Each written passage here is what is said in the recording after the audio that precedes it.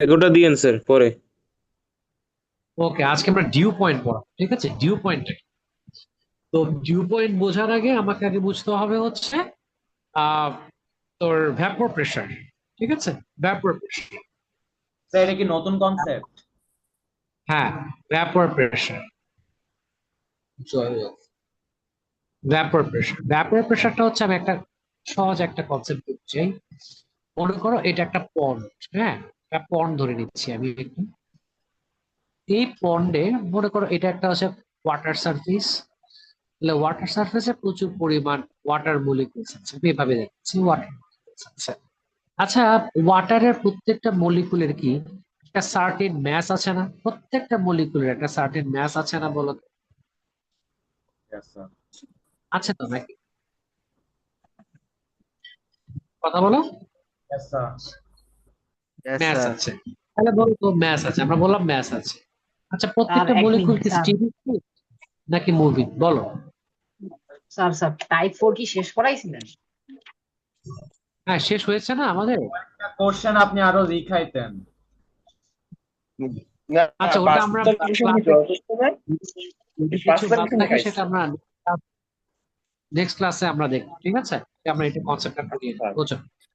প্রত্যেকটা মলিকুলের একটা certain mass আছে, সেই ম্যাসটা আমরা এম লিখেছি। আর আমরা জানি যে অবশ্যই তার একটা ভেলোসিটি আছে প্রত্যেকটা মলিকুল, কারণ আমরা জানি কোনো লিকুইডের, যেহেতু পন্ড তার মধ্যে লিকুইড আছে, ওয়াটার আছে, এবং প্রত্যেকটা মলিকুলের একটা ভেলোসিটি আছে। দ্যাট মিনস এটার একটা কাইনেটিক এনার্জিও আছে, তাই না? আমরা জানি গ্যাস মলিকুলের যেমন একটা কাইনেটিক এনার্জি থাকে, ঠিক তেমনি এই যে আমরা মলিকুল গুলো এখানে দেখছি, এই প্রত্যেকটা মলিকুলার একটা করে কি আছে, এটাকে তোমার কাইনেটিক এনার্জি আছে। এই মনে করো এই মলিকুলটা কথা বলছি, এই মলিকুলটা তার কাইনেটিক এনার্জি দিয়ে এই পর্যন্ত due to the mass of that particle of that molecule, it gains some inertia of motion.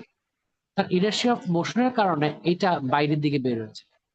ঠিক চারপাশ থেকে প্রচুর মলিকুলস তার ইনার্শিয়ার কারণে, যেহেতু ভেলোসিটি আছে এবং ম্যাসও আছে, তাদের ইনার্শিয়া অফ মোশনের কারণে এগুলো সারফেস থেকে বের হয়েছে, ঠিক আছে? তাহলে এখন এই ওয়াটার মলিকুল গুলা, এই যে ওয়াটার মলিকুল গুলা কি হলো, তাদের ইনার্শিয়ার কারণে, ইনার্শিয়া অফ মোশনের কারণে তারা সারফেস থেকে বের হয়ে বাইরে চলে গেল। এখন উপরে কে আছে? এয়ার আছে, উপরে সিম্পলি এয়ার আছে। আর এই এয়ারের একটা কমন ক্যারেক্টারিস্টিক্স হচ্ছে, ওই এয়ার ইউজুয়ালি সে ওয়াটার মলিকুল গুলোকে ভ্যাপর আকারে সে অ্যাবজর্ব করে নেয়, রেখে দেয়। লাইক আমার যদি এই পরিমাণ এয়ার থাকে, এর মধ্যে অবশ্যই একটা ক্যাপাসিটি থাকবে ভ্যাপরের মলিকুল গুলোকে বা ওয়াটারের মলিকুল গুলোকে কন্টেইন করা, ঠিক আছে? এখন এই মলিকুলস গুলো যখন এয়ারে চলে গেল, তখন এই যে এয়ারটা, এই এয়ারটা চাইবে কি মলিকুলস গুলাকে নিজের কাছে রেখে দেওয়ার জন্য। কিন্তু দেখা যাবে যে তার ক্যাপাসিটি পর্যন্ত যতটুকু আছে, অতটুকু পর্যন্ত সে মলিকুল গুলোকে রাখতে পারবে। যদি এমনটা হয় তার ক্যাপাসিটি এক্সিড হয়ে গেছে, তখন কিন্তু এই মলিকুল গুলো উপর থেকে আবার it will come back to the point. It will, প্রত্যেকটা মলিকুল যেগুলা এয়ার রাখবে না, সেই মলিকুলস গুলো উপরে গিয়ে they will come back to the pond again. তাহলে এই যে যখন ফিরে আসতেছে, তখন এর সারফেসের উপরে একটা প্রেসার ক্রিয়েট করে, যে প্রেসার দিয়ে তারা আবার ভেতরে প্রবেশ করে। তাহলে এই যে প্রেসারটা জেনারেট করতেছে তারা ভেতরে ঢোকার সময়, হ্যাঁ, সেই প্রেসারটাকে বলা হয় ভ্যাপর প্রেসার। সেই প্রেসারটাকে আমরা কি বলি? ভ্যাপর প্রেসার, ঠিক আছে? এখন আমি, এই ভ্যাপর প্রেসার দুই ধরনের হতে পারে। স্যাচুরেটেড, স্যাচুরেটেড আর আনস্যাচুরেটেড। একটা স্যাচুরেটেড আর একটা আনস্যাচুরেটেড। স্যাচুরেটেড জিনিস, স্যাচুরেটেড মানে হচ্ছে যে যতটুকু ক্যাপাসিটি সবটুকুই আছে, ঠিক আছে? মনে করে নিচ্ছি আমরা যে একটা গ্যাস মূল, আমার কাছে এই পরিমাণ গ্যাস আছে, এয়ার আছে, এটা এয়ার। এই এয়ারের ভেতরে আমি 2 কেজি, 2 কেজির ভ্যাপর কন্টেন্ট করতে পারে এয়ারটা, এর বেশি পারে না সে। এখন সামহাউ এটার মধ্যে 2 কেজি পরিমাণ ভ্যাপর সে কন্টেইন করছে, আছে, ওইটাই আছে তার কাছে, তার ক্যাপাসিটি 2 কেজি, আছে 2 কেজি। তাহলে এখন তুমি যদি তাকে এক্সট্রা কোনো ভ্যাপর দাও, সেটাকে সে নিতে পারবে? অবশ্যই পারবে।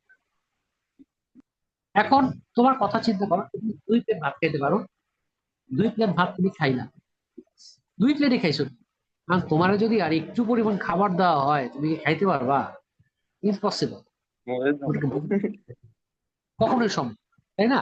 তো এই এয়ারের ব্যাপারটাও এরকম যে এই এয়ার তার ক্যাপাসিটি যতটুকু, অতটুকু পরিমাণ ভ্যাপর মলিকুল যখন সে নিয়ে নিবে, তখন ওই নেওয়ার পরে, ভ্যাপর মলিকুলটা নেওয়ার পরে, তখন সে আর ভ্যাপর মলিকুলকে নিতে পারবে না। তখন ওই কন্ডিশনকে বলা হয় স্যাচুরেটেড কন্ডিশন। আর ওই সময় যে এয়ার প্রেসারটা দেওয়া হয় তাকে বলা হয় স্যাচুরেটেড ভ্যাপর প্রেসার। ঠিক আছে, এখন আমি যেমন এয়ার, এটাকে আমি স্যাচুরেটেড বলি, স্যাচুরেটেড, এই যে বর্তমানে যে এয়ারটা আছে, এখান থেকে 1000 মলিকুল বাইরে নিল। এই 1000 মলিকুল কিন্তু 1000টা মলিকুল কিন্তু কাম ব্যাক করবে, কারণ স্যাচুরেটেড এয়ার কোনো ভ্যাপর মলিকুল নিতে পারবে না। এই জন্য কি হচ্ছে, এই মলিকুল গুলো, প্রত্যেকটা মলিকুল আবার কাম ব্যাক করবে, সহজ হিসাব। আর আনস্যাচুরেটেড হলে কাম ব্যাক করবে, আনস্যাচুরেটেড হলে মনে করো তুমি 1000 মলিকুল বের হয়ে গেছে ওয়াটার, 1000-এর মধ্যে দেখা গেছে কি এয়ার মনে করে 200 মলিকুলকে সে অ্যাবজর্ব করে দিবে, তার বাকি যে 800 সে ভেতরে চলে আসবে। সাধারণত তুমি আনস্যাচুরেটেড অবস্থায় ইউ নেভার নো কয়টা যাবে কয়টা ফিরে আসবে, 1000টা গেলে কয়টা থাকবে কয়টা ফিরে আসবে, এটা সম্পর্কে কোন রকম কোনো আইডিয়া তুমি করতে পারবে না। ঠিক আছে, সো যখন স্যাচুরেটেড থাকবে, তখন তুমি কনফার্মলি বলতে পারো যে তুই 1000টা যায়, 1000টা ফিরে আসবে। এই জন্য আমরা ক্যালকুলেশনের সময় সব সময় স্যাচুরেটেড ভ্যাপর প্রেসারটাকে আমরা হিসাব করি।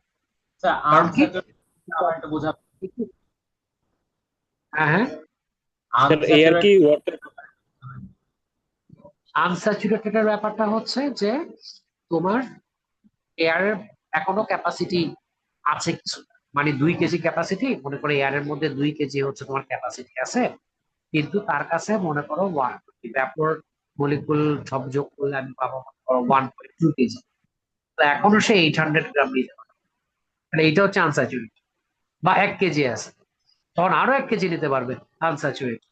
হ্যাঁ, 200 গ্রাম আছে, তখন সে আরো 1.8 কেজি নিতে পারবে, ওটা আনস্যাচুরেটেড। ঠিক আছে, তখন ওই যে বললাম, এয়ার কি ওয়াটার মলিকিউল অ্যাবসর্ব করে? তুই কি এটা আজকে জানলি? স্যার ওয়াটার মলিকিউল গুলো হাফ এমভি ওটা কিভাবে পায়? কারণ হয়েছে তার তো প্রত্যেকটা গ্যাস মলিকুল আর প্রত্যেকটা ওয়াটার মলিকুলের মধ্যে বা লিকুইড মলিকুলের মধ্যে একটা কাইনেটিক এনার্জি থাকে। এটা এটা আমরা বলেছিলাম ক্লাসে, বুঝাইছিলাম মনে হয়। হ্যাঁ, মানে যে কোনো এটা কি পার্টিকেল লিকুইড গুলো থাকে? তুমি চিন্তা করো না, তুমি যখন পানি ফোটাও, তখন পানিটা কি একটা জায়গায় ফিক্স থাকে নাকি মুভ করে? তুমি না না, কনভেক্টিভ ফ্লো হয়। এক্স্যাক্টলি ফ্লো হয়, এক্স্যাক্টলি ফ্লো হয় মানে কি, তার ভেলোসিটি আছে না? আছে। এক্স্যাক্টলি, তাহলে কাইনেটিক এনার্জি আছে না?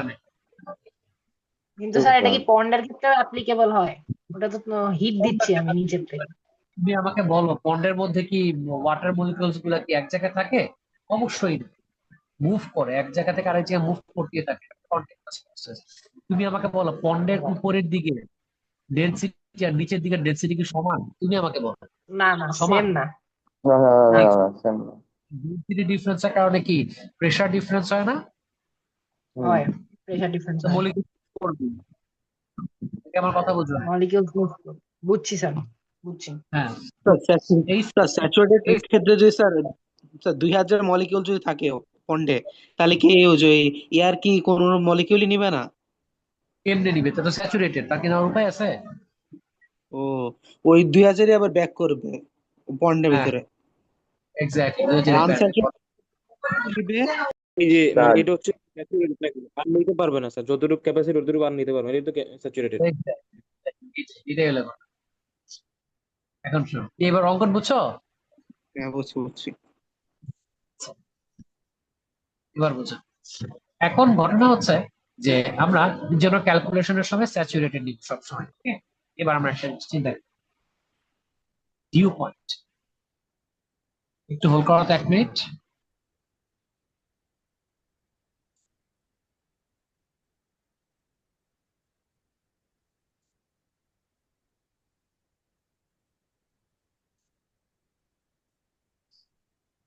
স্যার আপনার মাইকটা বন্ধ হয়ে গেছে।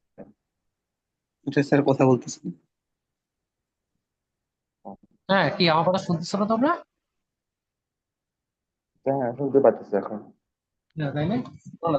আচ্ছা, মনে করি এয়ার টেম্পারেচার, তোমরা আমাকে একটু সহজে বুঝো। এয়ার টেম্পারেচার আমি একদম সহজ করে দিচ্ছি। এয়ার টেম্পারেচার, ঠিক আছে?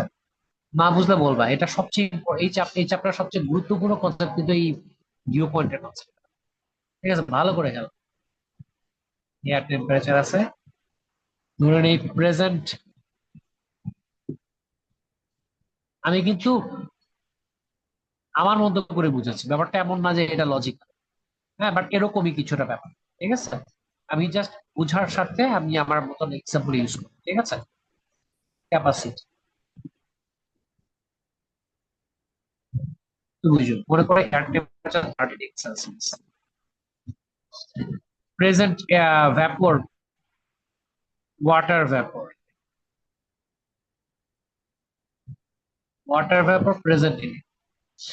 ধরে নিই যে 30 ডিগ্রি সেলসিয়াস টেম্পারেচারে আমার ক্যাপাসিটি হচ্ছে আমার 3 কেজি। কথার কথা ধরে নিয়েছি 3 কেজি ক্যাপাসিটি। আমার এখানে 2 কেজি পরিমাণ এয়ার প্রেজেন্ট আছে। 30 ডিগ্রিতে একটা certain amount of air capacity কত বলছি আমরা? 2 কেজি। আর ওয়াটার ভেপর আছে কতটুকু? 2 কেজি। স্যাচুরেটেড না আনস্যাচুরেটেড? আনস্যাচুরেটেড। আনস্যাচুরেটেড। 2, টেম্পারেচার কমলো 25 ডিগ্রি সেলসিয়াস। টেম্পারেচার কমলে ক্যাপাসিটি বাড়ে না কমে? কমবে। কমে যাবে। মনে করে ক্যাপাসিটি 2.5 কেজি হয়ে গেল। প্রেজেন্ট এয়ার 2 কেজি ছিল, 2 কেজি থাকে, তুমি তো টেম্পারেচার কমাইছো, এয়ার ওয়াটার ভ্যাপরকে তো আর নিয়ে যাও না, এয়ার তো এয়ারই আছে। সো স্টিল এটা আনস্যাচুরেটেড, তাই না? আর বুঝতে পারতেছি আমরা? ক্লিয়ার? আরো টেম্পারেচার কমে 20 ডিগ্রি স্যার, হলো। এগুলো কি খাতায় তুলবো? অবশ্যই তুলবা, তবে আগে বুঝো। আমি ভিডিও দিয়ে দিব আজকে, ওকে সমস্যা নেই, তুমি আগে বোঝাটাই পড়ে। 20 ডিগ্রি সেলসিয়াস টেম্পারেচার, ক্যাপাসিটি কমে 2 কেজি হয়ে গেল। প্রেজেন্ট ওয়াটার ভ্যাপর কতটুকু আছে? 2 কেজি। এখন বলো স্যাচুরেটেড না unsaturated? Saturated. Saturated. I meet my condition saturation. এখন ঘটনা হচ্ছে তুমি কি করছো এখানে? তুমি এখানে কিচ্ছু করো নাই, তুমি জাস্ট টেম্পারেচার করছো। You just let the temperature fall down. Temperature কমিয়ে একটা সার্টেন টেম্পারেচারে আসার পর তুমি present amount of water vapour দিয়ে তুমি এয়ারকে স্যাচুরেট করে ফেলছো। If that happens, you decrease temperature. At a certain point, you just saturate the air with the present amount of water vapor. Then that temperature is called dew point. Dew, কথা বুঝতে পারছি আমরা? Point আবার একটু বলেন তো sir, আবার একটু বলেন স্যার। Dew point. তুমি টেম্পারেচার কমিয়ে যেই টেম্পারেচারে এয়ারে প্রেজেন্ট ওয়াটার মলিকুল দিয়ে বা ওয়াটার ভ্যাপর মলিকুল দিয়ে তুমি এয়ারটাকে স্যাচুরেটেড করবা, ওই টেম্পারেচারটাকে বলা হবে dew. This temperature is dew. Yes, বুঝছি। ওকে। ওকে, আচ্ছা এবার আমাকে বলো, আমার এই পরিমাণ এয়ার এইখানে যে পরিমাণ প্রেসার দিবে, এই এয়ারটা কি একই পরিমাণ প্রেসার দিবে না? হুম। পারে কিনা বলো? Yes, sir. মানে ডিউ পয়েন্টের স্যাচুরেটেড প্রেসার আমি বলতে পারি তাহলে কি বলা যায়? Saturated pressure, saturated air pressure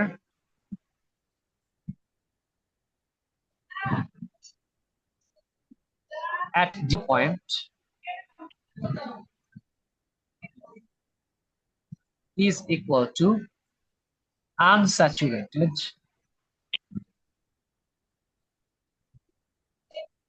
air pressure at present temperature. এটা বলতে পারি আমরা, মানে ডিউ পয়েন্টের স্যাচুরেটেডে 2 কেজি আছে, এয়ার টেম্পারেচারও 2 কেজি আছে। ডিউ পয়েন্টের স্যাচুরেটেডে যে পরিমাণ প্রেসার দিবে আর 30 ডিগ্রিতে যে পরিমাণ প্রেসার দিবে একই তো প্রেসার দিবে নাকি? হুম। তুমি মনে করো যে 2 কেজি চালের ভাত খেতে পারো, ঠিক আছে? তুমি খাইছো মনে করো সামহাও 1 কেজি চালের ভাত। 1 কেজি চালের ভাত খাও, তুমি তোমার বাসায় খাও কিংবা তোমার বন্ধুর বাসায় খাও, পেট তো সমান পরিমাণই ভরবে নাকি? ব্যাপারটা এরকম। এখন বলতো তুমি সর্বোচ্চ কতটুকু প্রেসার দিতে পারো, মানে কতটুকু এয়ার মানে ভ্যাপর রাখতে পারে? 3 কেজি রাখতে পারে না সে? প্রেজেন্ট টেম্পারেচারে 3 কেজি রাখতে পারে না? হুম। আচ্ছা তাহলে আমি কি বলতে পারি? সো তাহলে কতটুকু ভেজা, কতটুকু সে ওয়েট, কতটুকু wet, wet percentage, wet percentage, percentage বলো তো কতটুকু আছে প্রেজেন্ট আছে? কতটুকু আছে হচ্ছে প্রেসার অফ 2 কেজি। আমি আমার মতো বুঝাই, প্রেসার অফ 2 কেজি এটা আছে না বলতো? আর সে কতটুকু দিতে পারে? প্রেসার অফ 3 কেজি এটা থাকতে পারে ইনটু কত পার্সেন্ট? 100%। মানে আমি একটু ব্যাপারটাকে বলি, মনে করো তুমি পরীক্ষায় 25-এ 20 পাইছো, তাহলে 25 নিচে 20 উপরে, কতটুকু পাইতে পারো ওটা নিচে, কতটুকু তুমি পাইছো সেটা উপরে। এখন তুমি চিন্তা করে দেখো এখানে যে তোমার তুমি দিতে পারো কত? 3 কেজি ওটা নিচে, বুঝে নাম্বার পাইতে পারো 25 ওটা নিচে, আর দিছো কত? 2 কেজি উপরে। হ্যাঁ, এই যে এই যে উপরে আছে 2 কেজি, ঠিক আছে? তাহলে বলো তো 2 কেজির প্রেসার আর ডিউ পয়েন্টের স্যাচুরেটেড প্রেসার একই। তাহলে আমি যদি এরকম বলি, স্যাচুরেটেড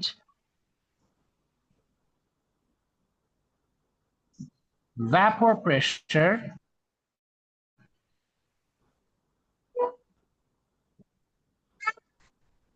at dew point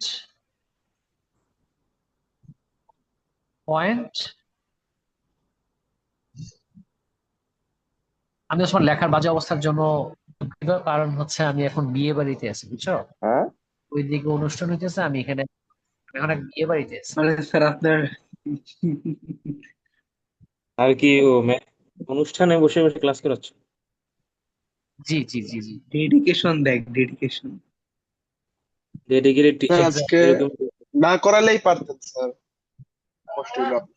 এটা এটা তোরা স্যার বুঝবি না। বাংলাদেশে এই যে আপনার মতো ডেডিকেশন, টিচার হলে স্যার অনেক উন্নতন হয়ে যাবে। হ্যাঁ এটাকে বলা হয় যে ওয়েট পার্সেন্ট, যেটা বলে রিলেটিভ হিউমিডিটি। কি বলে এটাকে? Relative humidity. Humidity। এসব কিন্তু ভিডিও আকারে দিয়েন স্যার, এখন লিখতে না, মানে বুঝতেছে শুধু। তাহলে ফাইনালি আমি কি বলতে পারি? যে capital R is equals to small F divided capital F, এতে কত পার্সেন্ট? 100%। ঠিক আছে, বুঝছে না বুঝে নেব? স্যার ওয়েট পার্সেন্টেজটা কি রিলেটিভ হিউমিডিটি? হ্যাঁ এইটাই, মানে এটাকে Question আছে। আমি এটা বাংলা নাম দিয়েছি ওয়েট পার্সেন্টেজ। এটা তো ওয়েট পার্সেন্টেজ বলতে আসলে কিছু নাই, মানে কতটুকু ওয়েট এটা বুঝাইছি।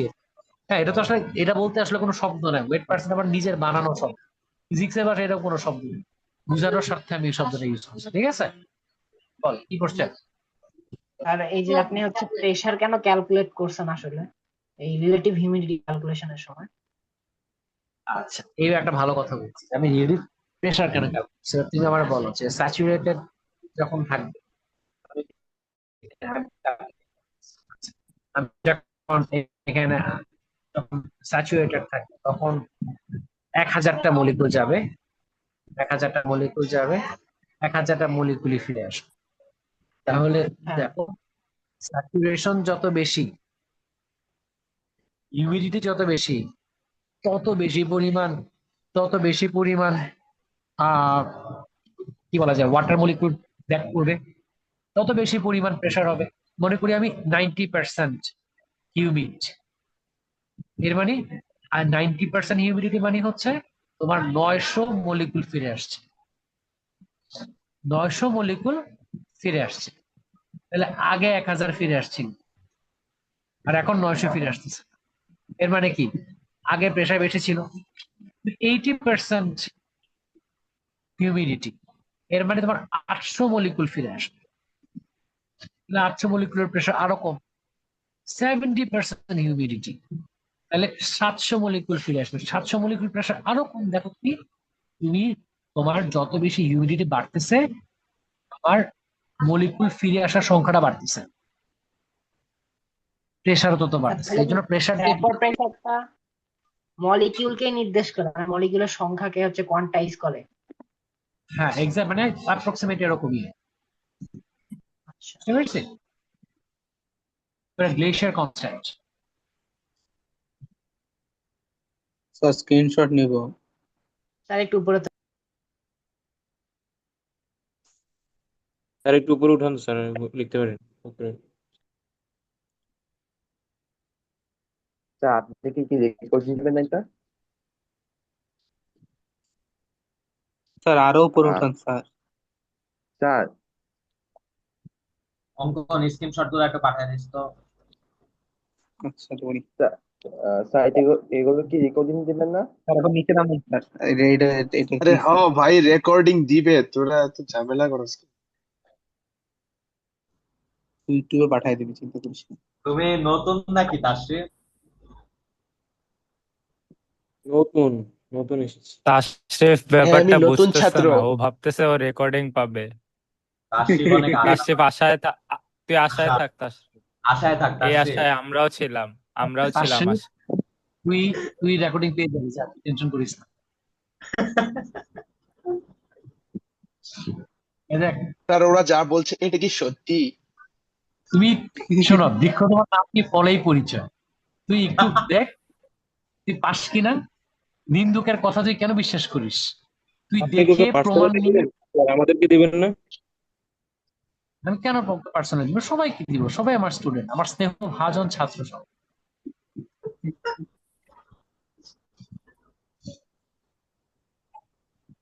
মজা পাচ্ছি। অতিভক্তি করার লক্ষণ। এবার দেখো, এটা এখানে দেখো দুইটা থার্মোমিটার আছে, একটা ব্যারোমিটার, এটা হচ্ছে তোর বেসিক্যালি এয়ার প্রেসার মেজার করে, বুঝছস? সরি, গুরু কি বলে, থার্মোমিটার, দুটো থার্মোমিটার আছে, থার্মোমিটার আছে বাল্ব, হ্যাঁ। তো আলটিমেটলি এরা মূলত টেম্পারেচার দেখেন, রুম টেম্পারেচার মেজার করে, রুমের যে কত টেম্পারেচার সেটা মেজার করে, বুঝছস? এখন মনে কর রুম টেম্পারেচার এখানে আছে, এটা কথা বুঝছিস, রুম টেম্পারেচার, এটা ওয়ান, এটা রুম টেম্পারেচার, দুইটাই রুম টেম্পারেচার।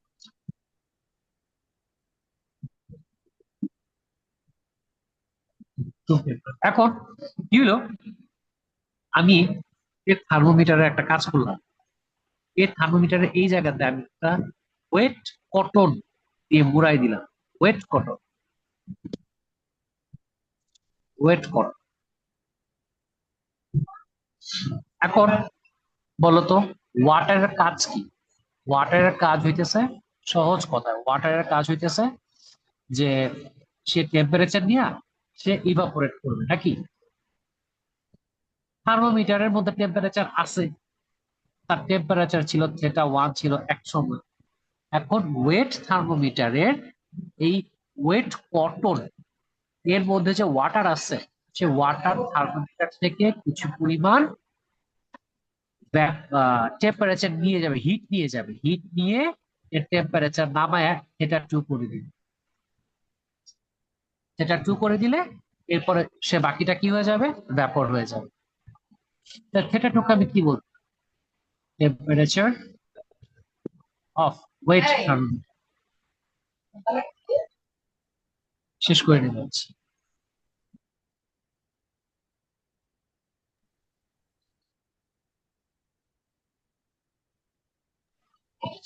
বুঝছি আপনারা সবাই? এখন বল, এবার তোমরা আমাকে একটা কথা বলো, শোনো। মনে করি আমি একটু সংখ্যা দিয়ে বুঝি। আমার রুম টেম্পারেচার 30, ওয়েট থার্মোমিটারের টেম্পারেচার 22। এটা একটা case, case number 1। Case number 2, room temperature 30 degree Celsius আর wet thermometer temperature 26 degree Celsius. Case number 3, room temperature 30 degree Celsius, ওয়েটার হচ্ছে 80 ডিগ্রি সেলসিয়াস। বলো কোন তিনটার মধ্যে কোন এয়ার বেশি হিউমিডিটি বেশি, কোন এয়ারের হিউমিডিটি বেশি বা ওয়েট বেশি কোন এয়ার? আমাদের কি মনে হয়? আমি বুঝাবো, বাট তার আগে তোমরা কি বুঝছো এটা আমি জানতে চাচ্ছি। 3 নম্বর। 3 নম্বরে স্যার কি বললেন আরেকবার বলেন। কোন ক্ষেত্রে, কোন কেসে আমার এয়ার সবচেয়ে বেশি হিউমিড বা ওয়েট সবচেয়ে বেশি? এই যে 2 নম্বরে 2 স্যার 26 বি। ডিগ্রিটা। 2 নম্বরে। বাকিরা কি একমত?